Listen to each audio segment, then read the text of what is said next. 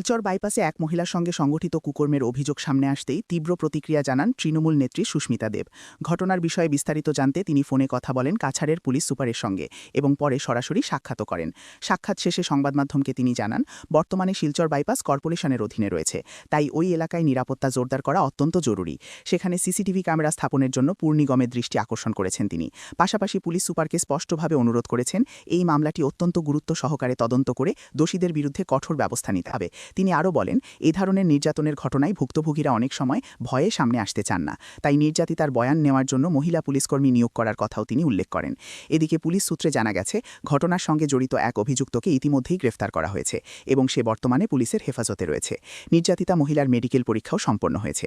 Report হাতে এলেই ঘটনার প্রকৃত সত্য সামনে আসবে বলে জানিয়েছে পুলিশ।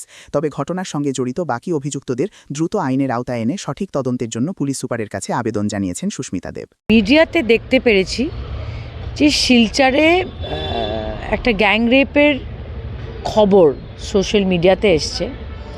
কি ব্যাপার, কি হয়েছে, কি চলছে সেটা নিয়ে আমি এসপিকে সকালে ফোন করেছিলাম এবং এখনই দেখা করলাম। দেখেন, শিলচর বাইপাস রোডের কথাটা আসছে। শিলচর বাইপাস এখন কর্পোরেশনের ভিতরে, আর নিরাপত্তার ব্যাপারে আমি মনে করি যে পৌরসভার নির্বাচন হোক বা না হোক, এটা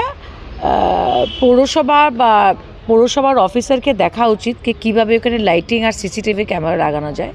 আমি এসপিকে স্পষ্টভাবে বলে দিয়েছি যে এই কেসটাকে সিরিয়াসলি নেওয়া, প্রপার ইনভেস্টিগেশন করা, আর এটা একটা সেন্সিটিভ ব্যাপার।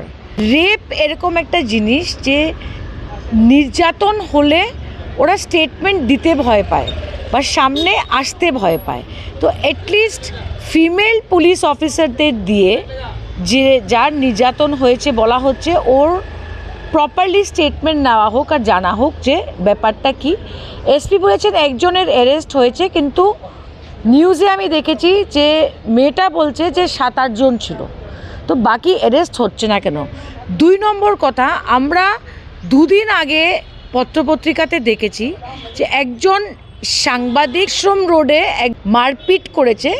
আমি যেটা বুঝতে পারছি যে এই মেয়েটার কেসে আর ওই কেসে যাদের নাম উঠে আসছে ওরা একটা কানেকশন আছে বা সেম লোকগুলা, বাবা ছেলে।